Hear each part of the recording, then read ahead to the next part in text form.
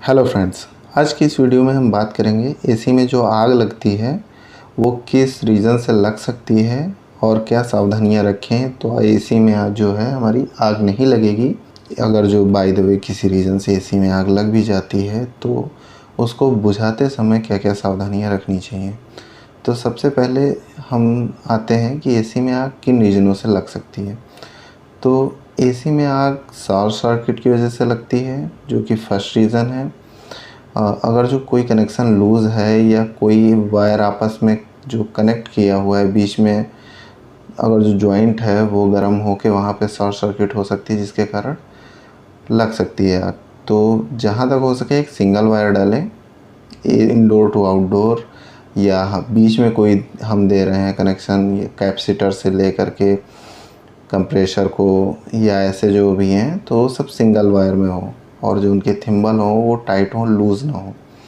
तो जहाँ पे लूजनेस होगी वहाँ स्पार्क होगा। अगर जो स्पार्क होगा तो एसी जब ऑन होती है तो काफ़ी हीट जनरेट करती है आउटडोर यूनिट, तो उस साइड आग लगने के चांस बढ़ जाते हैं, क्योंकि बाकी जो चीज़ें होती हैं वो आग पकड़ सकती हैं। जैसे कंप्रेसर के ऊपर भी एक कपड़ा लगा होता है, वहाँ पे आग लग सकती है, या फिर कोई दूसरी जगह चीज़ें हैं जैसे तार वगैरह में प्लास्टिक होती है, वहाँ पे भी आग लग सकती है, तो जिससे कि आग और वो बढ़ जाती है।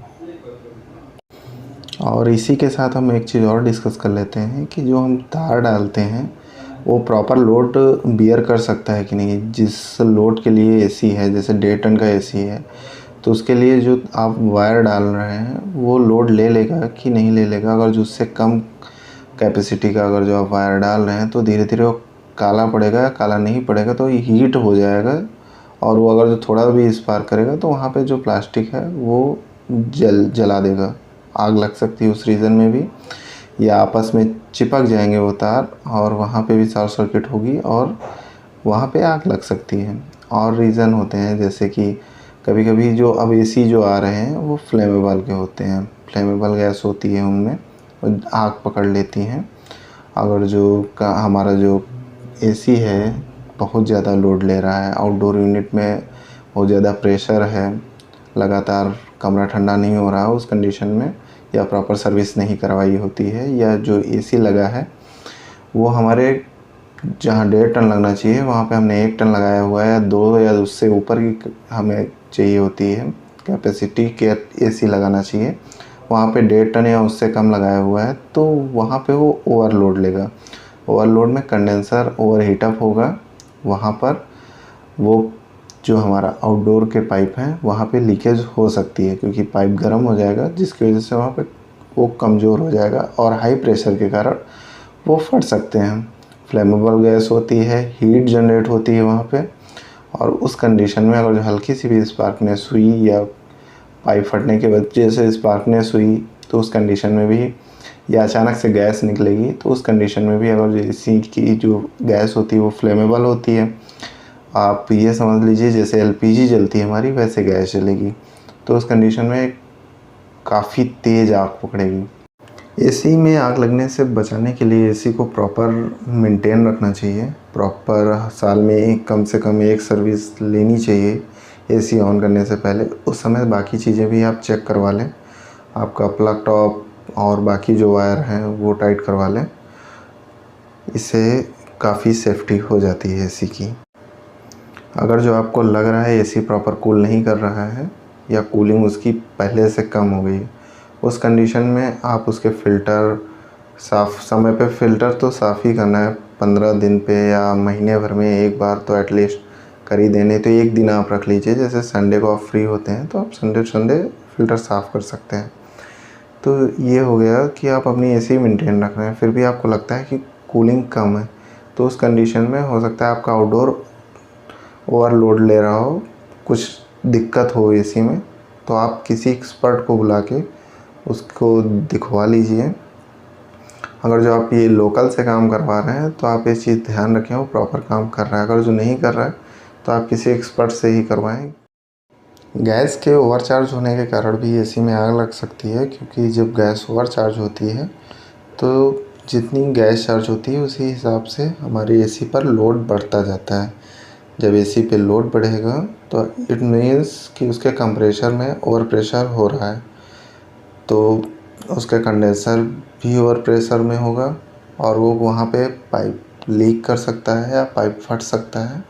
और जो हमारे थिम्बल्स हैं या जो भी कनेक्शन है वहाँ पे भी ओवरलोड होगा, क्योंकि एसी बहुत ज़्यादा लोड पे चल रही होगी उस समय। तो उस कंडीशन में वहाँ पे भी शॉर्ट सर्किट हो सकता है या पाइप फटने की वजह से कोई हादसा हो सकता है। तो हादसे से बचने के लिए गैस में बेफजूल की एक्स्ट्रा गैस ना डलवाएं। एसी को ऑन करने के लिए हम एक पावर बोर्ड के अलावा भी एक्सटेंशन से जोड़ देते हैं। उस कंडीशन में दो एक्सटेंशन हो गए, दो पावर बोर्ड हो गए। और वहाँ पे एक अगर जो हम सिंगल भी लगाते हैं तो वो भी कभी कभी हीट अप हो जाता है। दो लगाने पे और ज़्यादा वो हीट होंगे, स्पार्क करेंगे, तो कभी कभी एक भी पूरा गल जाता है। इसलिए हमें कभी कभी बीच बीच में उसको निकाल के चेक कर लेना चाहिए कि वो हीट होके गल तो नहीं रहा है। वहाँ पे उस कंडीशन में भी आग पकड़ सकता है। अगर जो हमने दो लगाए हैं तो ये खतरा जस्ट डबल हो जाता है और उससे कहीं थोड़ा बहुत ज़्यादा ही होगा। तो इसलिए जहाँ तक हो सके वायर को कम से कम जॉइंट में रखिए, सिंगल लेंथ में रखिए, खतरा कम हो जाएगा। और जितने भी वायर हैं वो प्रॉपर टाइट होने चाहिए। अगर जो वहाँ पे थिम्बल लगा है तो भी प्रॉपर टाइट रखें। तो ये हो गए लगने के कारण और उसके सॉल्यूशन क्या क्या हैं।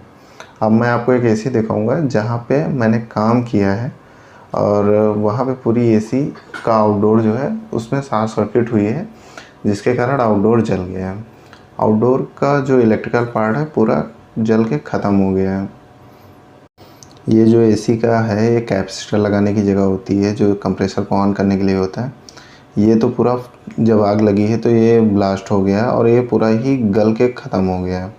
और फैन कैपेसिटर भी जल गया है और जो इसकी वायर है वो पूरी की पूरी जल के केवल इसमें कॉपर का जो तार होता है वही बस उतना ही बचा है। ये लॉस हुआ है।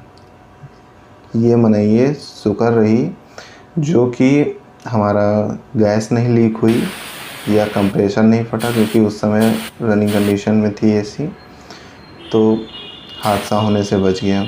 और कहीं कहीं तो हादसे हो जाते हैं, इसलिए इन हादसों से बचने के लिए ये सारी चीज़ें ध्यान में रखनी चाहिए। तो जब कभी बाय द वे अगर जो किसी की एसी में भी आग लग जाए, मैं नहीं चाहता किसी की एसी में आग लगे और ऐसा हादसा हो, क्योंकि आप सेफ्टी के साथ रहिए तो ऐसा नहीं होगा। अगर जो लग भी जा रही तो उस समय हमें सबसे पहले जो भी बिजली की जहाँ पे आग लगती है वो वाला प्रिकॉशंस लेना चाहिए। जैसे पावर प्लग को हटा दें, एसी तुरंत बंद हो जाएगी। डायरेक्ट हटा दें, ख़राब नहीं होगी आपकी एसी की। रिमोट से बंद करने के चक्कर में अपने तुरंत प्लग निकालिए। और अगर जो आपके यहाँ ABC पाउडर वाला फायर एग्जीक्यूटर उसको लेकर के आग बुझाएं, या जो कार्बन डाइऑक्साइड वाला होता है उससे आग बुझाएं। लेकिन आग बुझाते समय ये ध्यान रखें थोड़ी सी दूरी और अपनी सेफ्टी दोनों मेंटेन करके रखें, क्योंकि हाई प्रेशर गैस होती है, एसी में आग लगी है, वो फट भी सकता है। अगर जो एसी ऐसी जगह है कि आसपास कुछ जलने वाला नहीं है तो थोड़ी दूरी मेंटेन रखें। अगर जो कुछ जलने वाला है तो उसको सबसे पहले वहाँ से हटा लें और अपनी सेफ्टी के साथ अगर जो हेलमेट है हेलमेट पहन के तब बाकी काम करें। और बहुत ज़्यादा नज़दीकियाँ एसी से उस समय ना रखें।